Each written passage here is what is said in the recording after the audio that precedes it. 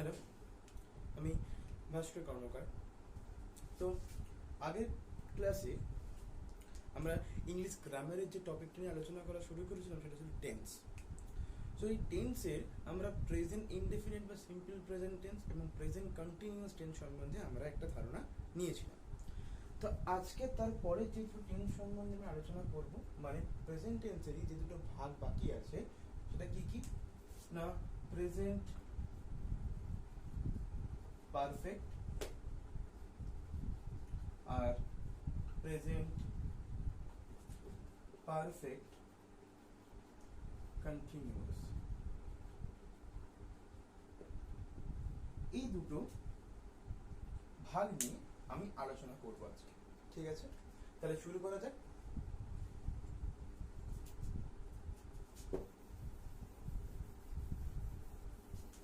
তো ফার্স্ট যেটা বলি সেটা হচ্ছে প্রেজেন্ট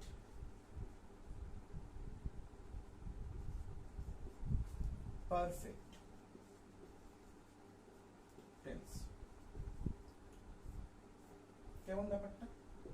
না, ধরো এমন একটা ঘটনা যেটা বর্তমানে ঘটেছে কিন্তু তার অস্তিত্বটা কিছুটা হলে অতীতে আছে। মানে কেমন?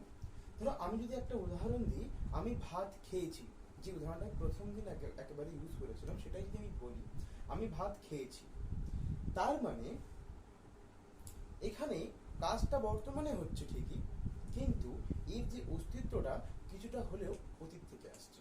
যে আমি ভাত খেয়েছি মানে কিছুটা ঘটে যায় এমন একটা ঘটনা যেটা প্রভাবটা এখনো পর্যন্ত বর্তমানে রয়ে গিয়েছে।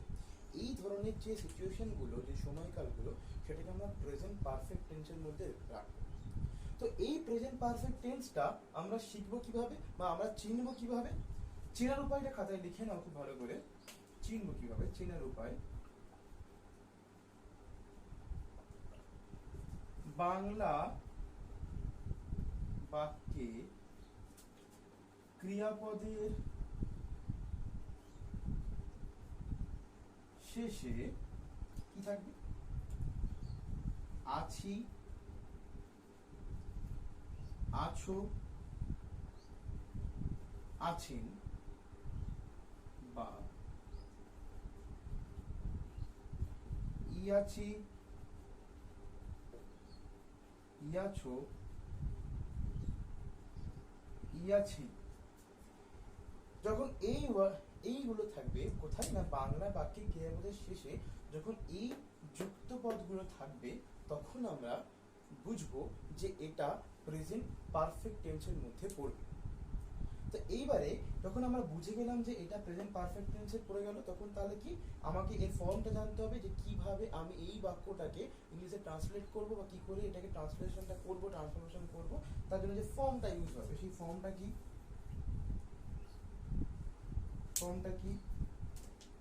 না, একইভাবে সাবজেক্ট আগে বসবে, এখানেও একটা অক্সিলারি ভার্ব আসবে, বাট সেটা হচ্ছে হ্যাভ ভার্ব। কি না, হ্যাভ বা হ্যাজ, যেকোনো একটা। তারপরে মেইন ভার্বের পি ফর্ম। সেটা কি বলছি? পি মিন্স, লিখে নাও এখানে, পাস্ট পার্টিসিপেল ফর্ম। যখন আমরা ভার্বকে কনজুগেট করি তিনটে ফর্ম হয়, প্রেজেন্ট, পাস্ট পার্টিসিপেল। তার যে লাস্ট ফর্মটা সেটাই হচ্ছে পাস্ট পার্টিসিপেল ফর্ম। ঠিক আছে, সেটা যখন আমরা করব তখন সেটা ভালো করে বুঝে নেব। তারপরে অবজেক্ট। তো কি বললাম? সাবজেক্ট, হ্যাভ ভার্ব যেটা এক ধরনের অক্সিলারি ভার্ব, তারপর মেইন ভার্বের পাস্ট পার্টিসিপেল ফর্ম, আর লাস্ট হচ্ছে কি অবজেক্ট। ওকে, তাহলে একটা এক্সাম্পল নেওয়া যাক। এটা মুছে দিলাম।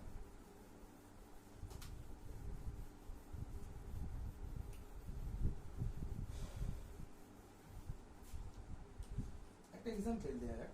কি? আমি ভাত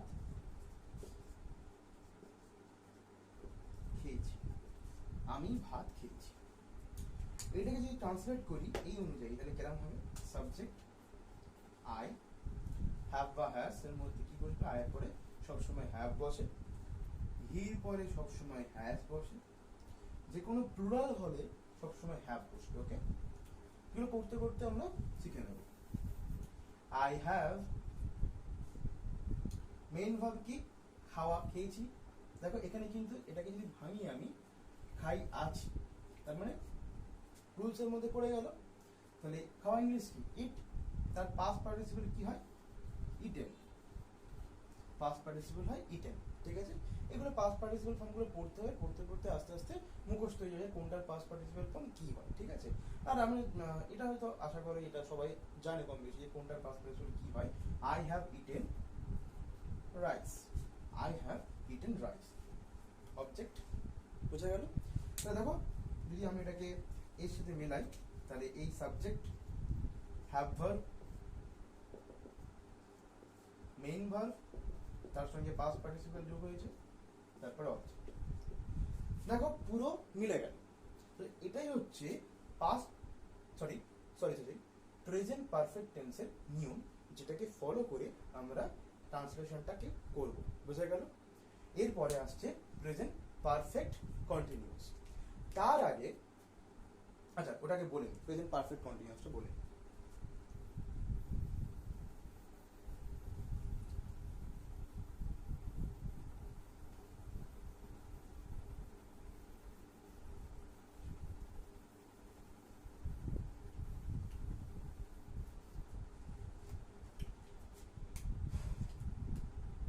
প্রেজেন্ট পারফেক্ট কন্টিনিউয়াস, এটার পার্টিকুলার একটা ফর্ম আছে, যে পার্টিকুলার ফর্মটা দেখলে বুঝবো যে এটা সব সময় সর্বদাই প্রেজেন্ট পারফেক্ট কন্টিনিউয়াস টেন্স হবে। কেমনটা? ধরো এমন একটা ঘটনা অতীতে অনেক কাল ধরে এখনো হয়ে আসছে বর্তমানে, যার অস্তিত্ব এখনো বর্তমানে চলছে। অতীতকালে ঘটনা, দ্যাটস ওয়াই পারফেক্ট, আর এখনো বর্তমানে সেটা রেস বা সেটা চলছে, সেই জন্যই কন্টিনিউয়াস। সো একসাথে পারফেক্ট কন্টিনিউয়াস। যেমন ধরো একটা এক্সাম্পল বলি, যে আমি গত 5 বছর ধরে এই বিদ্যালয়ে পড়ছি। 1947 সাল থেকে ভারত স্বাধীন, এখনো স্বাধীন। তো এমন একটা ঘটনা যেটা অতীতকালে ঘটা শুরু করেছিল আর যার অস্তিত্বটা এখনো বর্তমানে চলছে, সেই যে ঘটনাকে বোঝাতে আমরা প্রেজেন্ট পারফেক্ট কন্টিনিউয়াস টেন্সটাকে ইউজ করি। তাহলে যদি চেনার উপায় এখানে আমি বলতে যাই, তাহলে কি বলতে হবে চেনার উপায়? অনেক কাল ধরে বা যাবত ঘটা কোনো ঘটনা যা বর্তমানে অস্তিত্ব আছে। ওকে, যার বর্তমানে অস্তিত্ব আছে। তাহলে এর ফর্মটা কিরকম ভাবে হবে? নিশ্চয়ই, যেহেতু এই ঘটনার মধ্যে পারফেক্ট আর কন্টিনিউয়াস দুজনেরই ইনফ্লুয়েন্স আছে, তার মানে এখানে এই দুটোরই ফরম্যাট ইউজ হবে। কেমন ভাবে দেখা যাক।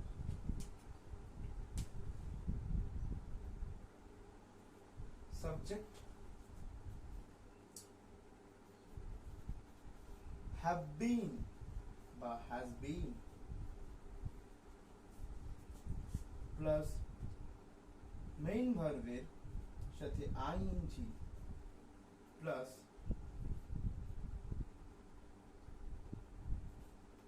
সিন্স বা ফর প্লাস অবজেক্ট। বা এরকম না বলে একটু স্পেসিফাই করে দিই, প্লাস অবজেক্ট প্লাস সিন্স বা ফর প্লাস টাইম। ওকে, কি বললাম? সাবজেক্ট, তারপর হ্যাভ বিন বা হ্যাজ বিন, হ্যাভ হ্যাজ পারফেক্টের জন্য, আর কন্টিনিউয়াসটাকে যখন পারফেক্টে কনভার্ট করা হবে, মানে এরকমটা ঠিক না, মানে am is যেটা ইউজ করা হয় তার যদি আমরা পাস্ট পার্টিসিপল নিই তাহলে সেটাকে আমরা বিন ই পাই। ঠিক আছে, পাস্ট পার্টিসিপল যদি আমরা নিই সেই অর্থে এখানে বলতে পারো যে বি ভার্বটাকে আমরা বিন হিসেবে করেছি। হ্যাভ বিন বা হ্যাজ বিন, তারপর মেইন ভার্বের সঙ্গে কিন্তু আইএনজি, সেটা কন্টিনিউয়াস ফর্ম, তারপরে অবজেক্ট, তারপর সিন্স বা ফর প্লাস টাইম, এটা একটা এক্সট্রা কোয়ান্টিটি। ওকে, এটা কি সেটা আমরা এক্সাম্পলের সাথে বোঝার চেষ্টা করবো। একটা এক্সাম্পল নিই।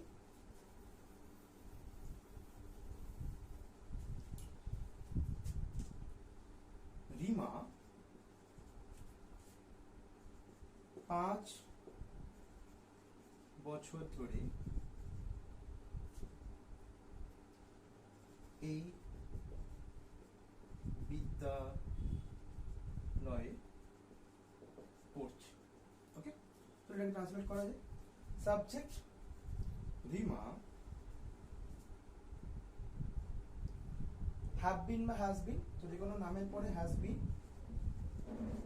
বিন মেন ভার্ব পড়া, হ্যাজ বিন রিডিং। অবজেক্ট বলেছি ইন দি স্কুল,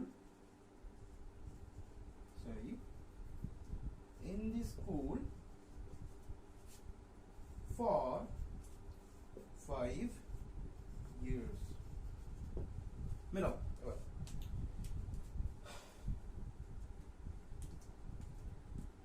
দেখো, সাবজেক্ট হ্যাভ বিন বা হ্যাজ বিন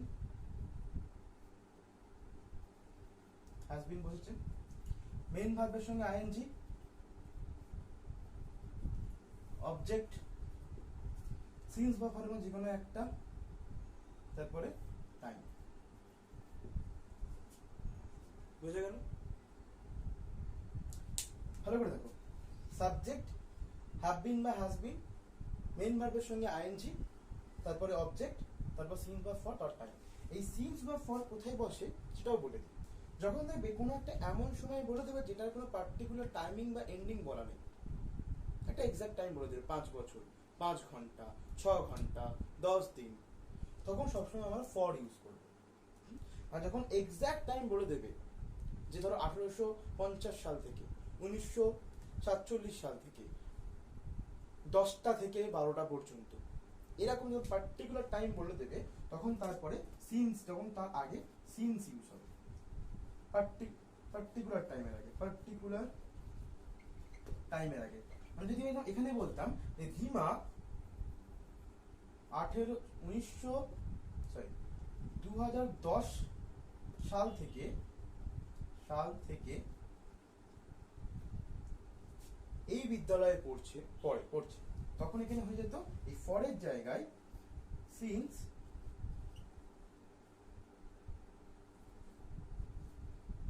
2010, মানে since in the sense use হয় মানে ফর্ম, ঠিক আছে। আর ফর ব্যাপারটা যাবত, এরকম না, ঠিক আছে, মানে যাবত বা ধরে এরকম ব্যাপার বোঝায়, মানে থেকে বোঝালে মানে একটা পার্টিকুলার টাইম থেকে বোঝাচ্ছে, তখন আমরা সিন্স ইউজ করবো। আর যখন একটা টাইম বলে দেবে যার কোনো এন্ডিং বা স্টার্টিং টোনে বলা থাকবে না, মানে একটা ডিউরেশন বলে দিল, তখন সেখানে আমরা কি ইউজ করবো? ফর। তাহলে ওভারঅল ব্যাপারটা বোঝা গেল, সাবজেক্ট, তারপর হ্যাভ বিন বা হ্যাজ বিন, তারপর মুন ভার্বের আইএনজি যোগ, তারপরে অবজেক্ট, তারপরে সিন্স বা ফরে যে কোনো একটা, তারপরে টাইম মিন্স 5 years 2010 টাইম। ওকে, বোঝা গেল? তো এই ছিল প্রেজেন্ট টেন্সের আন্ডারে যে 4টে ভাগ, সেই 4টে ভাগের যে বিশ্লেষণ, ঠিক আছে। পরবর্তী ভিডিওতে আমরা কি দেখবো না, পাস্ট টেন্স সম্বন্ধে আমরা জানবো, তারপরে ফিউচার টেন্স সম্বন্ধে আমরা জানবো। তার আগে একটা জিনিস আমি জাস্ট বলে শেষ করি,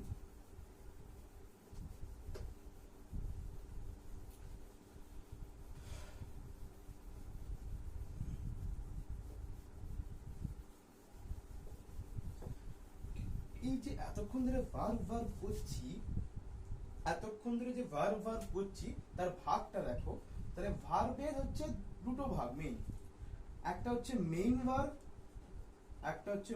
ভার্ব, আর একটা হচ্ছে অক্সিলারি ভার্ব। কি? Auxiliary verb. মেইন ভার্বকে যে একটা ভার্ব যে বাক্যকে একাই কমপ্লিট করতে পারে, যেমন I read, Let's complete the sentence. I read, I eat. But auxiliary verb হচ্ছে সেই সমস্ত ভার্ব গুলো যারা বাক্যকে পুরোপুরি কমপ্লিট হয়তো করতে পারে না, বাট বাক্য কমপ্লিট হওয়ার জন্য তাকে হেল্প করতে পারে। দ্যাটস ওয়াই এগুলোকে হেল্পিং ভার্বও বলে। তাহলে সেই ব্যাপারটা, এই হেল্পিং ভার্ব গুলো আবার 4টে ভাগে ভাগ করা যায়। এই হেল্পিং ভার্ব গুলোকে আবার 4টে ভাগে ভাগ করা যায়। First of do verb, second have verb, third be verb, and last but not the least modals. একটু করে এক্সাম্পল দিয়ে দিই। ডু ভার্বের মধ্যে পড়ছে, লিখে নেবে এগুলো, do, does, did, done. Okay, have ভার্বের মধ্যে have, has and had। Okay, be ভার্বের মধ্যে কি কি পড়ছে? am, is, are, present, এটা past হলে had হয়, first হলে was, were, been।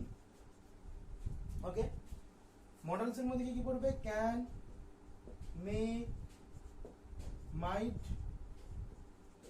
should, shall, will, sorry, should, would, এগুলো ইউজ হয়। বোঝা গেল কি বলি? স্যালারিটাও পড়ে, shall, will। ওকে, তো মডেলস প্রচুর পরিমাণে আছে, কিন্তু এগুলো স্পেসিফিক, এগুলো হচ্ছে specific. Do verb, do, does, did, done. Have verb, have, has, had. Be verb, am, is, are, was, verb, were, been। and models can, may, might, should, shall, will, অনেক কিছু।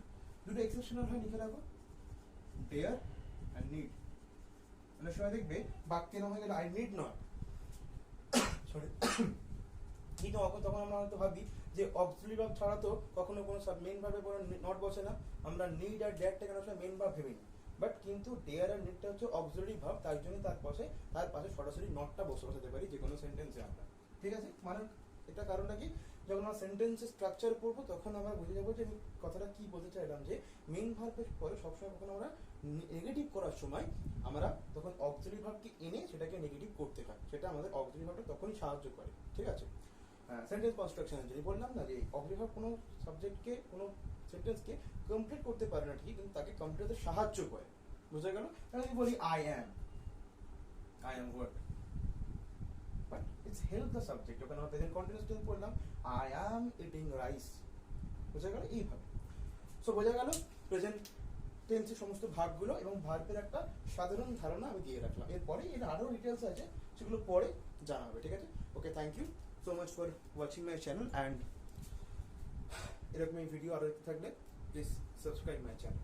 Thank you.